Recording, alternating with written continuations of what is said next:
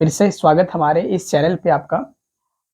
पिछली कक्षा में हमने बात किया था, आपको याद होगा, पॉलिटिकल सिस्टम के दूसरे वीडियो पे बातचीत हुई थी हमारी।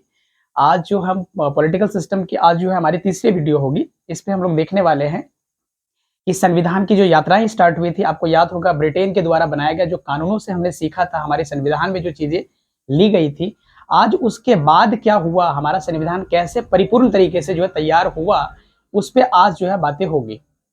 ठीक है, तो आपको याद होगा, थोड़ा सा आपको याद दिला दे कि पिछले कक्षा में जो हमने बात किया था वो संविधान की विकास यात्रा पे बात हो रही थी। संविधान की विकास यात्रा पे बात हो रही थी। आपको याद होगा, हमने इस पे बहुत सारी बातें की हुई है। अगर आपने पिछले वीडियो को देखा होगा तो आपको याद होगा, इस पे बहुत सारी बातें हमारी पिछले कक्षा में हुई थी। देखिए, इसके बाद हमने कहा था आपको कि जिस पे बात करने वाले हैं वो है संविधानवाद।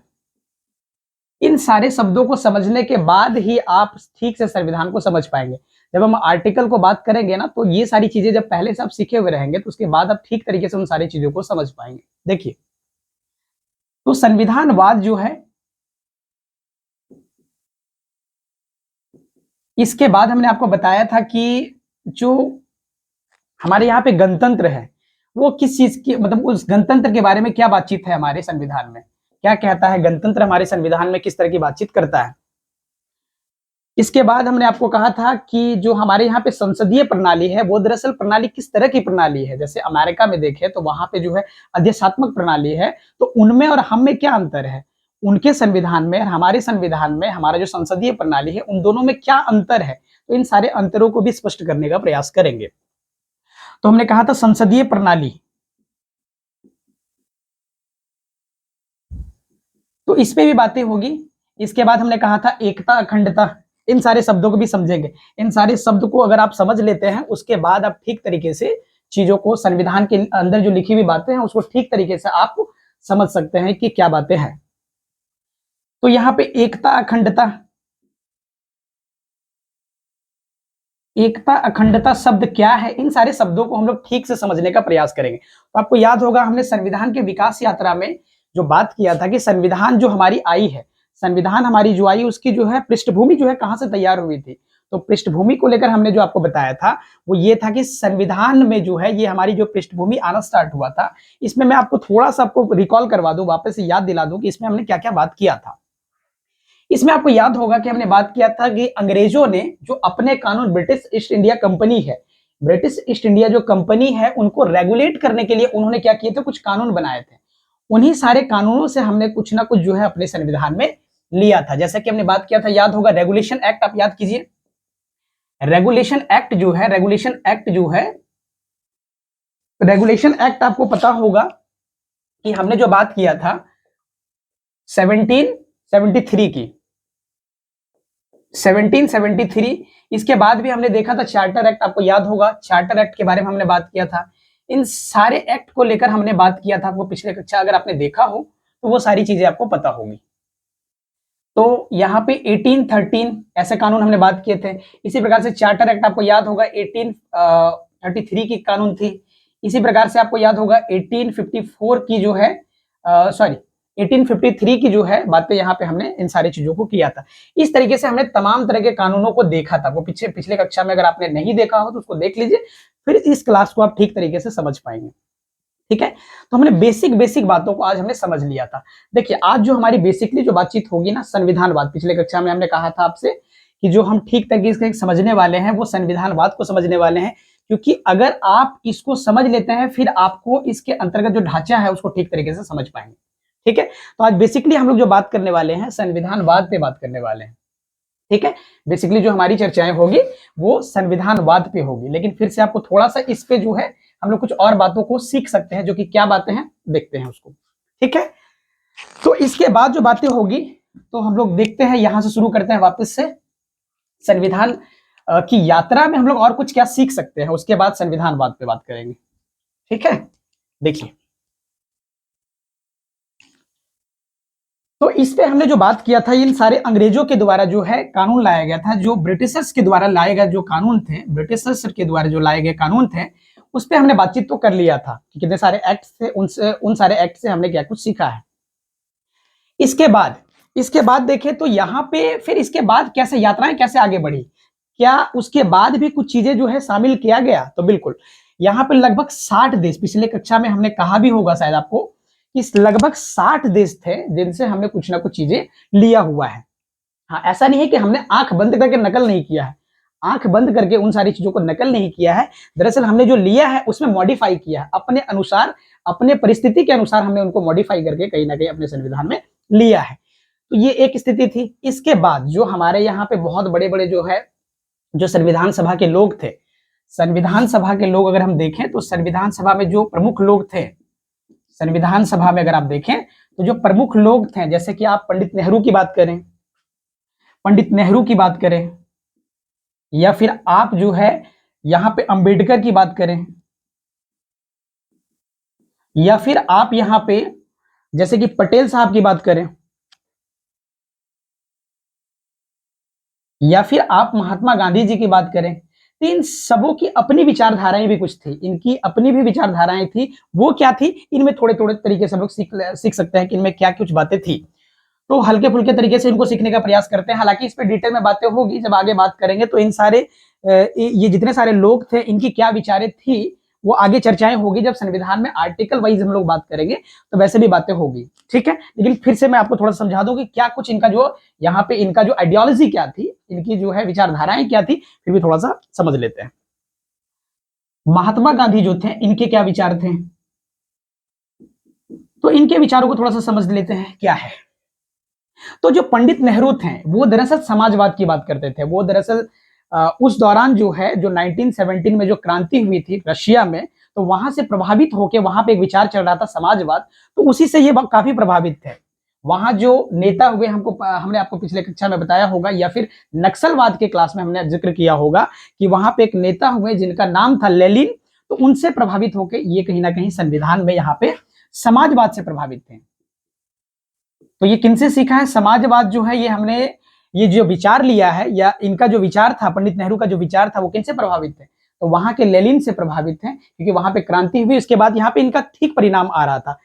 ये समाजवाद क्या है, ये बहुत बड़े शब्द है, तो इसको समझने के लिए काफी समय लगेंगे। लेकिन फिर से मैं आपको बता दूं कि समाजवाद का सिंपल सा मतलब अभी फिलहाल आप समझिए कि समाजवाद का मतलब होता है कि जिसमें समाज में जितने सारे लोग हैं, तमाम तरह के लोग हैं, चाहे गरीब हो अमीर हो, जितने तरह के लोग हैं, सबके बारे में एक विचार रखना, सबके बारे में एक सामान्य विचार रखना।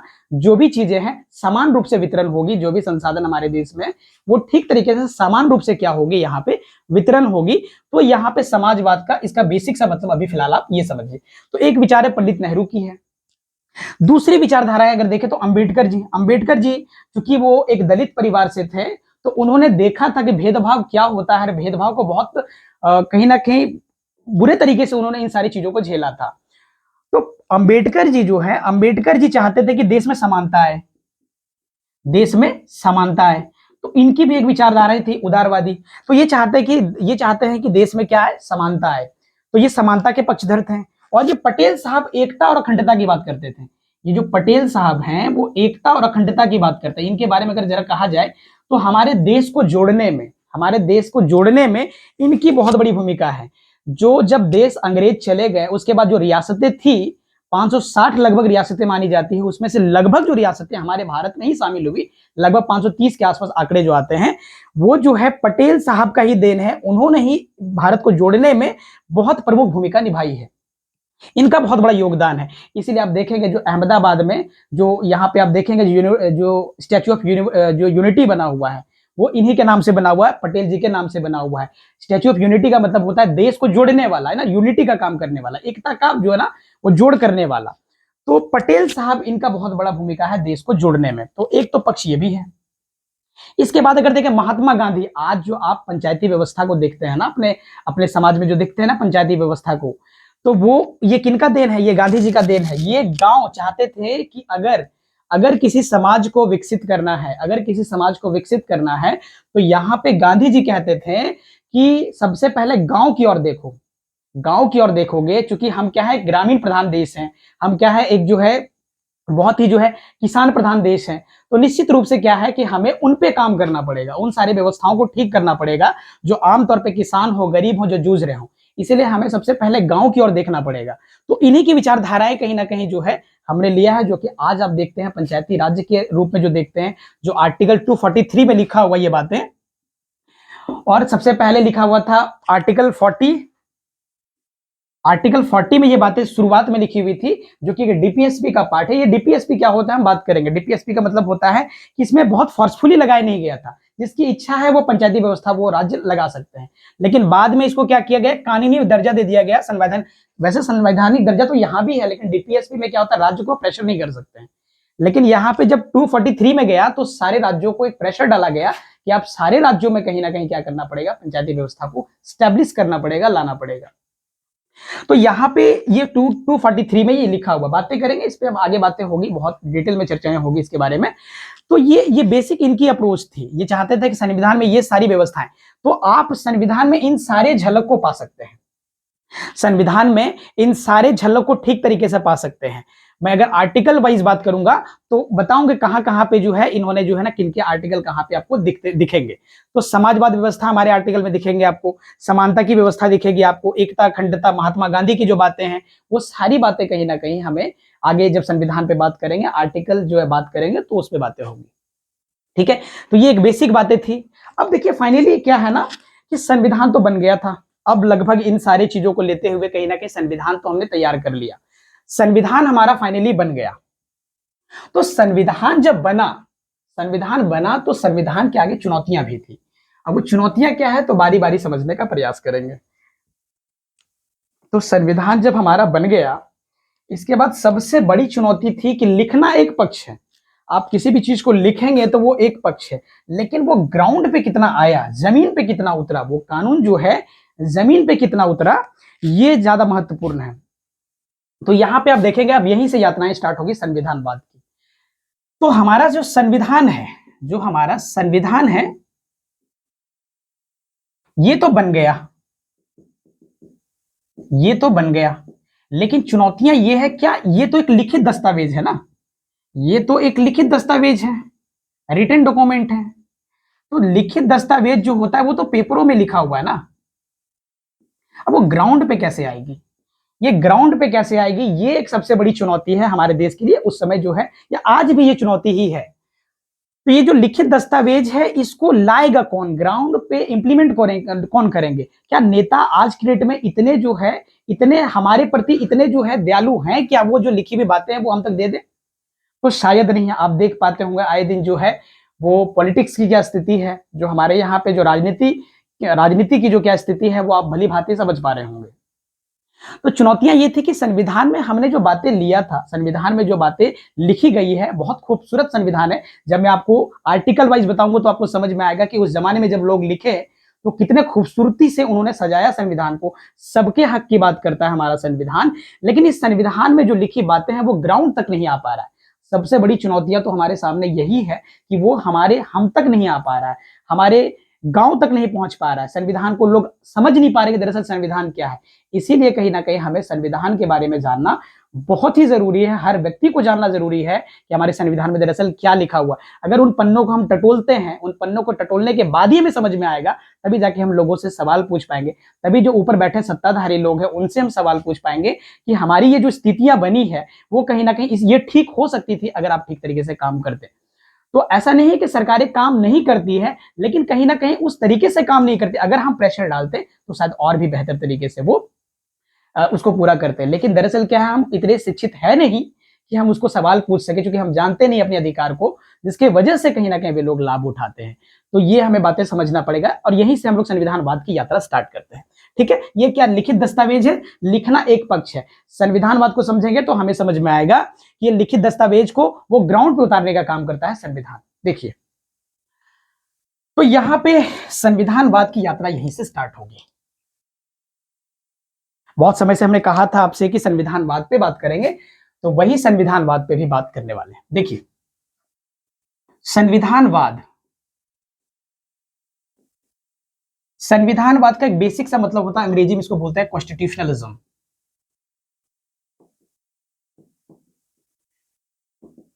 कॉन्स्टिट्यूशनलिज्म, इसका सिंपल सा मतलब होता है संविधानवाद। अब देखिए एक विचार है, ये क्या है, तो संविधान में जो बातें लिखी हुई है, जो संविधान में बातें लिखी हुई है, उसको ग्राउंड में लाने का कोई काम करता है या प्रयास कर रहा है, तो वो है संविधानवाद। इसमें किन किन व्यक्तियों को हम रखेंगे? तो सबसे पहले अगर रखें तो जुडिशियरी को रखेंगे। जुडिशियरी क्या होता है? न्यायपालिका। देखेंगे वो क्या होता है। इसको बोलते हैं न्यायपालिका, एक व्यवस्था है न्यायपालिका। आप देखे होंगे इसके जो सर्वोच्च जो है, आप देखेंगे जो सर्वोच्च न्यायालय है, इसका अंतिम जो है वो कहीं ना कहीं आप देखेंगे तो जो हमारा सुप्रीम कोर्ट है वो अंतिम कोर्ट है। उसके बियॉन्ड हमारा कोई कोर्ट नहीं है, वो अंतिम कोर्ट है। उसकी जो जस्टिस होती है, उसकी जो न्याय होती है, वो अंतिम न्याय होती है हमारे देश में। देखिए, तो इसको बोलते हैं न्याय। ये न्याय जो व्यवस्था है हमारे यहाँ पे, जुडिशियरी जो है, न्यायपालिका इसको बोलते हैं।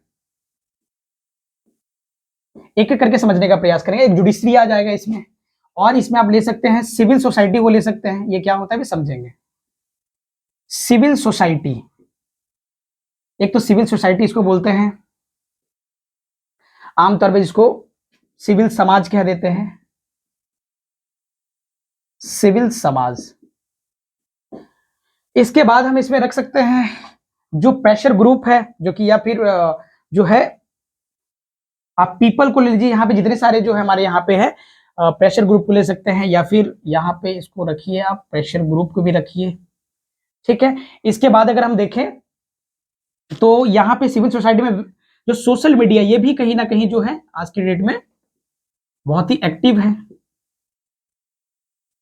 ठीक है। सोशल मीडिया को आप देख सकते हैं, ऐसे बहुत सारे जो है लोग हैं जो कहीं ना कहीं इस पे ये भी एक्टिव है। विपक्ष की बात कीजिए आप, विपक्ष की बात कीजिए, और जागरूक जनता की बात कर लीजिए आप, जागरूक जनता की बात कीजिए आप। तो ये सारे लोग हैं, ये सारे लोग हैं जो कहीं ना कहीं इसको जो है बढ़ाने में, या इस अधिकार जो हमारे संविधान के अंदर जो बातें लिखी हुई है, जो संविधान के अंतर्गत जो हमें जो अधिकार दिए गए हैं, ये सारे लोग हैं जो कहीं ना कहीं उसको पूर्ति करने में कहीं ना कहीं प्रयास करते हैं। अब देखिए कैसे वो करते हैं, क्या उनके पास अधिकार है, कैसे वो कर पाते हैं, तो इन सारी चीजों को बारी बारी समझने का प्रयास करते हैं कि कैसे वो कर पाते हैं। तो इसमें जो बातें होगी, सबसे पहले यहां पे जुडिशियरी,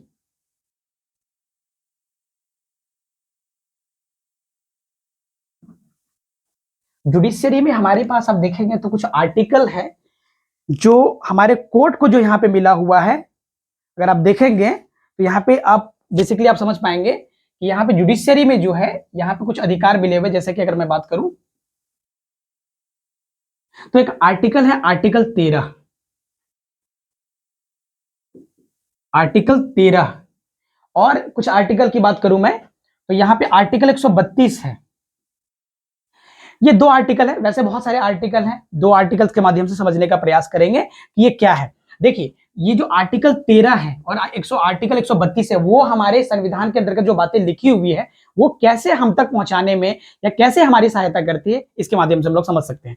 देखिए, आर्टिकल 132 में लिखा हुआ कि संविधान में, संविधान के अंतर्गत लिखी जो बातें हैं, जो संविधान के अंतर्गत लिखी हुई बातें हैं, वो अगर किसी भी तरीके से कोई व्यक्ति मिसयूज करने का प्रयास करता है, चाहे वो सत्ताधारी लोग हो चाहे कोई भी हो, अगर वो संविधान में लिखे जो हमारे हक हैं, अधिकार हैं, अगर उसका मिसयूज करने का प्रयास करता है, उसको मैनिपुलेट करने का प्रयास करता है, तो यहाँ पे आर्टिकल 132 एक्टिव हो जाता है। ये क्या करता है, तो संसद अगर कोई किसी भी तरह का खराब कानून या कोई ऐसा कानून बनाता है जिससे जनता प्रभावित होती है बुरी तरीके से, तो अगर वो इस तरीके से प्रभावित हो रही है, तो हमारे यहाँ पे जुडिशरी को एक पावर दिया गया है, न्यायपालिका को एक पावर दिया गया है, सुप्रीम कोर्ट को एक पावर दिया गया है कि आप क्या कर सकते हैं, उस कानून को शून्य घोषित कर सकते हैं, उस कानून को आप रद्द कर सकते हैं। इतना पावर है कि अगर कोई जुडिशरी जो है, यानी कि जो है कोई संसद किसी भी तरीके का कोई खराब कानून बनाता है, तो वहां पे ये आर्टिकल एक्टिव हो जाएगा। इसमें लिखा हुआ है संविधान की सुरक्षा की गारंटी ये लेता है। जो हमारे संविधान सभा के लोग थे, सुप्रीम कोर्ट को ये अधिकार सौंपे गए हैं कि आपके जो अधिकार हैं, अगर वो गलत तरीके से कोई प्रयोग करने का प्रयास करता है तो उस कानून को जो है शून्य कर दिया जाएगा। और ये अधिकार जो मिला हुआ है, किसको मिला हुआ है, तो सुप्रीम कोर्ट को मिला हुआ है। उस अधिकार को एकदम से खत्म कर, यानी कि उस जो है उस कानून को खत्म कर दिया जाएगा। ठीक है। तो ये बातें आर्टिकल 132 में लिखी हुई है। इसी प्रकार से अगर आप देखेंगे तो इसी प्रकार से देखेंगे आर्टिकल 13 है, कहता है 1947 से पहले का कोई कानून, 1947 से पहले का कोई कानून या 1947 के बाद, 1947 क्यों, यानी कि इस समय हम लोग आजाद हुए थे 15 अगस्त को, तो 1947 से पहले का कोई कानून, इससे पहले का कोई कानून या 1947 से बाद का कोई कानून, इसके बाद का कोई कानून अगर अगर जो संविधान में लिखे हुए अधिकार हैं उसको अगर ध्वस्त करने की बात करता है, खत्म करने की बात करता है, तो उसे शून्य घोषित कर दिया जाएगा। ये कौन कहता है? तो ये किसको अधिकार मिला हुआ है ये करने का? तो ये सुप्रीम कोर्ट को अधिकार मिला हुआ है कि कोई किसी के अधिकार को खतरे में, अगर कोई खतरा आ सकता है तो वो कहीं ना कहीं सुप्रीम कोर्ट यहाँ पे एक्टिव हो जाएगा, उसको शून्य घोषित कर देगा, उसको खत्म कर देगा। तो ये पावर है। तो ये क्या करता है? संविधान में जो लिखी बातें हैं उसको कोई गलत करने का प्रयास करता है या उसको गलत तरीके से इस्तेमाल में लाने का प्रयास करता है, तो वो क्या करेगा? जुडिशरी उसको खारिज करने का ताकत रखता है, उसके पास इतना पावर है। ये किसने दिया है? तो निश्चित रूप से संविधान जो बनाने वाले जो हमारे जो लोग हैं उन्होंने ये व्यवस्था रखा है। तो एक तो बातें इसकी हो गई। इसी के साथ हम लोग समझने का प्रयास करेंगे कि जो यहाँ पे सिविल सोसाइटी है, सिविल सोसाइटी की क्या भूमिका है इसमें, सिविल सोसाइटी की क्या भूमिका है बेसिकली। तो इसके बाद हालांकि इसको देखिए, जब मैं आपको बताऊंगा, जुडिशरी पूरा पढ़ाऊंगा मैं आपको, जब जुडिशरी समझाऊंगा पूरा का पूरा, सुप्रीम कोर्ट, हाई कोर्ट है ना, डिस्ट्रिक्ट कोर्ट, जब मैं बताऊंगा आपको तो बहुत डिटेल में बताऊंगा कि उन सारे लोग, उन सबों का अधिकार क्या है, किस हद तक वो जो है ना वो काम कर सकते हैं, देश में लोगों की रक्षा कर सकते हैं। तो उसमें बहुत डिटेल में बातें होगी। बेसिकली अभी हम क्या समझ रहे हैं? तो संविधानवाद को समझ रहे हैं। इसका बेसिक सा मतलब हुआ संविधान में जो लिखी बातें हैं उसको हम तक पहुंचाने का ये प्रयास करते हैं। कोई गलत तरीके का कानून बनता है तो उसको रोकने का प्रयास ये लोग करते हैं। ठीक है, तो एक बातें तो ये हो गई। देखिए एक चीज मैं बताऊं, संविधान जो है, जो हमारा संविधान है वो देश का प्राथमिक कानून है। संविधान जो हमारा है देश का प्राथमिक कानून है, इसके बियॉन्ड कोई भी कानून नहीं है। सब इसके अंतर्गत काम करते हैं, इसके अंदर काम करते हैं। जितने सारे कानून आप देखते हैं ना, सुनते हैं ना, आईपीसी हो गया, सीआरपीसी हो गया, जो पुलिसों के द्वारा इस्तेमाल में लाया जाता है, आईपीसी हो गया, जो आमतौर पे जजों के द्वारा इस्तेमाल में लाया जाता है, सीआरपीसी हो गया, इन तमाम तरह के जो व्यवस्थाएं हैं, हालांकि उसके बारे में समझेंगे आगे किसी कक्षा में, लेकिन आपको ध्यान रहे कि सबके जितने सारे कानून हैं वो सब जो है संविधान के अंतर्गत कार्य करता है। इसीलिए हम लोग कहते हैं संविधान को ये एक प्राइमरी जो है लॉ है, एक प्राइमरी कानून है, प्राथमिक कानून है, जिसको हमें समझना चाहिए। ठीक है, तो जुडिशरी की भूमिका हम लोग समझ लिए हैं। इसके बाद अगर हम बात करें तो यहां पे दूसरी जो बातें होगी वो है हमारे यहां पे सिविल सोसाइटी की। तो सिविल सोसाइटी की क्या भूमिका है? सिविल सोसाइटी की हमारे समाज में क्या भूमिका है? ये संविधानवाद में कैसे जो है, या हमारे संविधान में लिखी बातों को कैसे हम तक पहुंचाने का काम करता है? तो सिविल सोसाइटी दरअसल कुछ और नहीं है, कुछ लोगों का ग्रुप होता है, गैर सरकारी संगठन होता है। इसको आप क्या लीजिए कि ये गैर सरकारी संगठन होता है, नॉन गवर्नमेंटल जो है ऑर्गेनाइजेशन होता है। तो ये सारे संगठन दरअसल क्या करते हैं, ये तमाम तरह के संगठन हमारे देश में है। ये संगठन क्या करती है कि जब किसी के अधिकार छिन रहे हो, जैसे कि मैं उदाहरण के रूप में आपको समझाऊं, अभी रिसेंट में आपको याद होगा, रिसेंट में जब किसान बिल आया था, जब वो एक्ट पास हो गया था, जब वो एक्ट पास हुआ था तो आपको पता होगा बहुत ही ज्यादा हंगामा हुआ था। वो दरअसल एक अध्यादेश के द्वारा लाया गया था, बाद में उसको कानूनी रूप दर्जा देने का प्रयास किया गया, लेकिन अंततः वो कानून जो है सरकार को वापस लेना पड़ा। आपको याद होगा किसान कानून, उसमें आपको याद होगा कि वहां पे वो जो किसान कानून है, तो किसानों को लगा वो अच्छा था बुरा था, एक डिबेट है, वो अच्छा है बुरा है, एक डिबेट है, बहुत बड़ा डिबेट है, उसमें कभी बातें होगी। लेकिन आपको याद रहे कि किसानों ने नाराजगी जताई और उन्होंने कहा कि ये कानून हमारे लिए काले कानून के समान है, तो आप इसे वापस लीजिए। तो आपको पता होगा वापस सरकार को लेना पड़ा था। तो बताइए उस जो है, उस जो आंदोलन को, उस मूवमेंट को किसने सफल किया था? तो ना केवल वो व्यक्ति तो थे ही, इंडिविजुअल तो थे ही, लेकिन साथ ही साथ आपको पता होगा वहां पे कुछ संगठन भी कार्यरत थे। जैसे कि मैं अगर बात करूं तो यहाँ पे किसान संगठन, जो किसान संगठन है, किसान संगठन ने भी कहीं ना कहीं यहाँ पे बहुत बड़ी भूमिका निभाई थी। किसान संगठन जो है इन्होंने क्या किया था, बहुत हद तक जो है, बाकी ये विपक्ष के लोग भी थे, लेकिन आपको किसानों की भूमिका जो है यहाँ पे तो थी ही, साथ ही साथ यहाँ पे इन संगठनों का भी भूमिका बहुत ज्यादा था। तो आप समझ पा रहे हैं किसी के राइट्स अगर खतरे में जाते हैं तो ये भी सिविल सोसाइटी के जो लोग हैं ये भी कहीं ना कहीं एक्टिव हो जाते हैं उस अधिकार को दिलाने में। तो आप समझ पा रहे हैं इसकी भी भूमिका, आप समझ पा रहे होंगे कि सिविल सोसाइटी की क्या भूमिका है। तो सिविल सोसाइटी भी जब एक्टिव हो जाता है जब हमारे अधिकार छीनने वाले होते हैं। ठीक है, इसी प्रकार से अगर आप देखेंगे तो सिविल सोसाइटी मतलब आप समझ पा रहे हैं, ये कुछ लोगों का संगठन होता है, कुछ लोगों के द्वारा बनाया गया एक जो है ना संगठन होता है जो सरकार पे प्रेशर डालने का काम करती है। सरकार पे क्या करती है? प्रेशर डालने का काम करती है, जो कि आप यहाँ पे समझ सकते हैं। हालांकि सिविल सोसाइटी भी बात होगी, बहुत सारी सिविल सोसाइटीज हमारे समाज में है जो कि एक्टिवली वो काम करते हैं हमारे हक के लिए, तो उस पर भी बातें होगी कि ये सिविल सोसाइटी क्या है। ठीक है, इसी प्रकार से अगर देखें तो जो हमारे यहाँ पे जो जागरूक जनमत है, जो जागरूक जनमत, इसका क्या मतलब होता है? तो जो जागरूक लोग हैं, जागरूक लोग यानी कि जो पढ़े लिखे लोग हैं और वो एक्टिवली कहीं ना कहीं हमारे अधिकार को दिलाने में काम करते हैं। तो अगर हम पढ़े लिख जाएंगे ना तो इसकी यहाँ पे ना इसके जगह पे हम भी खड़े हो सकते हैं और हम भी कहीं ना कहीं सरकार से सवाल पूछ सकते हैं, भाई कि ये हमारे अधिकार है वो आपने जो है दिया नहीं है, तो हम उनसे क्या कर सकते हैं? बातचीत कर सकते हैं इस विषय में और अपने हक को मांग सकते हैं। तो यहाँ पे जो जागरूक लोग हैं, ये जागरूक लोग हैं, ये कौन लोग हैं? तो यहाँ पे पढ़े लिखे लोग, जो पढ़े लिखे लोग होंगे, जो संविधान को जानेंगे, निश्चित रूप से आप समझिए ना कि जो पढ़े लिखे लोग होंगे, समझदार लोग होंगे, वो सरकार से अपने हक और अधिकार की बात करेंगे। क्यों? क्योंकि वो क्या है ना, जानते हैं कि हमारी अधिकार क्या है, हमारे अधिकार क्या है, कितने सारे अधिकार हमें दिए गए हैं जो सरकार नहीं दे पा रही है। तो यहाँ पे ये जागरूक लोग क्या करेंगे? ये जागरूक लोग क्या करेंगे? सरकार पे प्रेशर डालने का काम करेंगे। ये क्या करेंगे? प्रेशर डालने का काम करेंगे यहाँ पे सरकार के ऊपर कि हमारे अधिकार को आप दीजिए। तो इनकी भी भूमिका आपको समझ में आ गई कि ये जो है ना जागरूक लोग जो हैं, ये इसकी क्या भूमिका हमारे यहाँ पे है।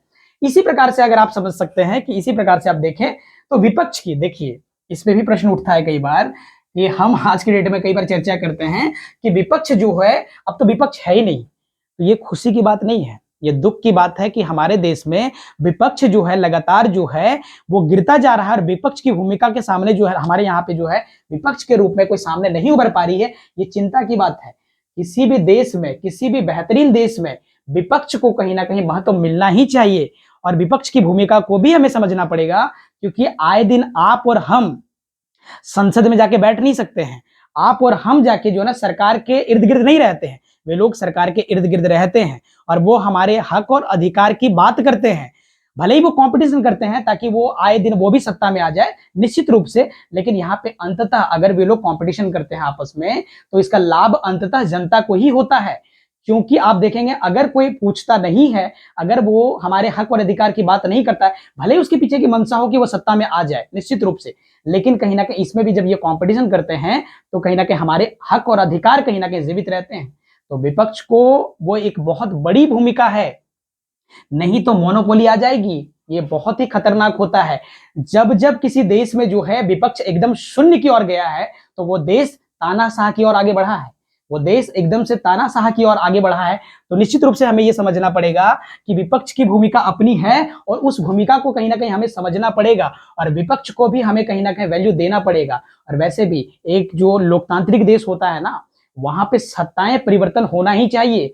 हम कई बार ये भूल करते हैं क्योंकि हम अपने अधिकार को नहीं समझ पाते, इसीलिए क्या करते हैं, वैसे व्यक्तियों को बार बार चुनते हैं और अंधभक्त की तरह चुन लेते हैं। ये भी कहीं ना कहीं चुनौती है।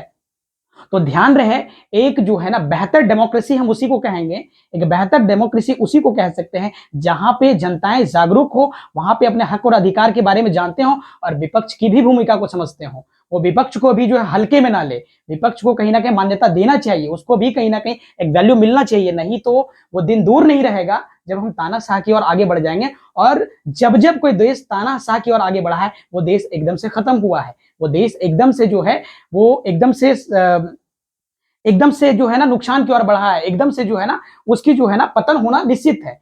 जब कोई देश जो है एकदम से इस तरीके का रूप अपनाता है, तानाशाही का रूप अपनाता है, तो वो पतन की ओर बढ़ता है।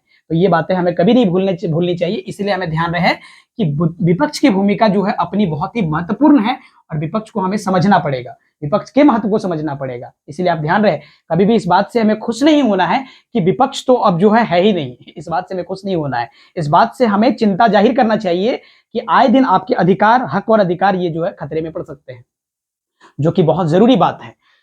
तो आप यहाँ पे इसकी भूमिका भी समझ पा रहे होंगे, आप सिविल सोसाइटी की भूमिका समझ पा रहे होंगे, यहाँ पे जनमत जो जागरूक है इसकी भी भूमिका समझ पा रहे होंगे। जैसे एक सोशल मीडिया, ये भी एक बहुत बढ़िया प्लेटफॉर्म है। आप देख सकते हैं कि आज के डेट में जो सोशल मीडिया है, जो सोशल मीडिया है ये क्या है? दरअसल सोशल मीडिया की अगर बात करें तो सोशल मीडिया आज के डेट में, आज देखिए आप और हम जो बात कर पा रहे हैं आपस में, जो बातें हमारी बातें आप तक पहुंच पा रही है, वो कैसे पहुंच पा रही है? ये अगर माध्यम नहीं होता तो हम इन सारी बातों को कैसे करते? तो निश्चित रूप से ये क्या करता है, एक जागरूकता फैलाने का काम करता है। अगर इसका सकारात्मक यूज हो ना, इसका अगर सकारात्मक इस्तेमाल किया जाए तो निश्चित रूप से ये हमारे लिए फायदेमंद होता है। ये हमारे लिए फायदेमंद होता है। तो यहाँ पे सोशल मीडिया की भी एक अपनी भूमिका है, इसकी भी भूमिका को हमें समझना पड़ेगा। ठीक है, तो आप समझ पा रहे होंगे कि ये जो है सिविल सोसाइटी या फिर हो गए विपक्ष हो गए, चाहे प्रेशर ग्रुप हो गए, चाहे जो भी हो, चाहे जुडिशरी हो गया, ये सारे लोग कहीं ना कहीं यहाँ पे क्या करते हैं, हमारे हक और अधिकार को दिलाने की बात करते हैं। तो हमें इनकी भूमिका को समझनी पड़ेगी और सबसे खास बात कि हमें जागरूक होना पड़ेगा। हम जागरूक होंगे, अपने हक और अधिकार को समझेंगे, तभी जाके हम सरकार से सवाल पूछ पाएंगे। और देखिए, जिस जिसने सवाल पूछा है, जिस जिस देश ने सरकार से सवाल पूछा है, उस देश में विकास निश्चित रूप से हुआ है। चाहे वो यूरोपियन कंट्री हो, चाहे किसी भी कंट्री को आप देख लें, तो एक लोकतांत्रिक देश में सत्ता का परिवर्तन होना, सरकार से सवाल पूछना, ये मूलभूत आवश्यकता है जो कि हम शायद भूल गए हैं। हमें इस काम को करना होगा, नहीं तो देश जो है निश्चित रूप से पतन की ओर बढ़ सकता है। तो इन बातों का आप बहुत भली बातें आप समझ पाएंगे। तो आप निश्चित रूप से समझ पाएंगे शॉर्ट वीडियो में। आज देखिए दरअसल इसी पे बात करेंगे और इसी जो है ना नेक्स्ट क्लास में बाकी चर्चाएं करेंगे। तो ये संविधानवाद की भूमिका आप कहीं ना कहीं समझ पाए होंगे कि ये कितना महत्वपूर्ण हमारे देश में है। अगर हम इसके महत्व को नहीं समझ पाए तो निश्चित रूप से ये हमारे लिए ठीक नहीं है। ठीक है, हालांकि मैं एक आपको बेसिक सा अंतर बता दूं इसमें कि इन दोनों में अगर आपको अंतर समझना हो तो क्या अंतर है। जब मैं बात करूंगा इस पे आगे, जब आर्टिकल का जो चर्चा करूंगा तो मैं उस पे बात बताऊंगा कि मतलब किस तरीके से चीजें आगे बढ़ी थी। आर्टिकल पे जल्दी बातें होगी, आर्टिकल पे एक एक आर्टिकल को हम लोग समझना शुरू करेंगे, तब हमें जाके समझ में आएगा कि हमारे कितने हक और अधिकार लिखे हुए हैं। ठीक है, देखिए, तो अगर मैं एक डायग्राम या फिर आप देख सकते हैं यहाँ पे कि जो इधर हम लिख लेते हैं संविधान और यहाँ पे लिखते हैं संविधानवाद, इन दोनों में अंतर क्या है, यह क्या है? ठीक है, तो यहां पे संविधान अगर लक्ष्य है ना, अगर ये साध्य है, ये अगर साध्य है तो ये साधन है। ये साधन, इसी के माध्यम से इस लक्ष्य तक हम पहुंच सकते हैं। इसको आप लक्ष्य मान लीजिए कि हमारा संविधान अगर लक्ष्य है तो ये जो हमारा है ये साधन है। हमें इस साधन पे काम करना पड़ेगा, इस साधन को मजबूत करना पड़ेगा। अगर आप चाहते हैं, अगर आप चाहते हैं देश में बेहतर व्यवस्था स्टैब्लिश हो, ठीक से हमें अपने हक और अधिकार मिल सके, तो हमें इस साधन पे काम करना होगा जिस पे हमने अभी बात किया है। सिविल सोसाइटी हो, जुडिशरी को मजबूत करना हो, चाहे हम खुद अवेयर हों, इन सारे बातों को हमें ध्यान रखना पड़ेगा, विपक्ष की भूमिका को समझना पड़ेगा। तब जाके हम समझ पाएंगे कि जो हमारा संविधानवाद है, जब ये हमारा कहीं ना कहीं ये चरम स्तर पे पहुंचेगा तो निश्चित रूप से हमें अपने हक और अधिकार मिलने शुरू हो जाएंगे। ठीक है, तो आप बेसिकली इस बात को समझ पाएंगे, जो संविधान है और संविधानवाद है, इसमें बेसिक अंतर होता है कि ये एक साधन है और ये एक साध्य है, यानी कि एक लक्ष्य है। हमें पहुंचना यहां तक है, लेकिन हमें इसके माध्यम से ही पहुंचना पड़ेगा, तो इसको हमें मजबूत करना पड़ेगा, इस अवस्था को हमें मजबूत करना पड़ेगा, तब जाके हम कर पाएंगे। तो आपको ये बेसिक बातें समझ आया होगा। बेसिकली हमने आज जो समझना था वो यही समझना था, कॉन्स्टिट्यूशनलिज्म को समझना था। तो आप इसके इसके महत्व को समझ पाए होंगे। बाकी जब नेक्स्ट क्लास में बात करेंगे तो आर्टिकल स्टार्ट करते हैं नेक्स्ट क्लास में। जब नेक्स्ट क्लास में बातें होगी तो आर्टिकल वाइज हम लोग चर्चा करेंगे क्या क्या हमारे हक और अधिकार हैं। तो फिर से आपका बहुत बहुत धन्यवाद आपको इतने धैर्यता से सुनने के लिए। Thank you so much.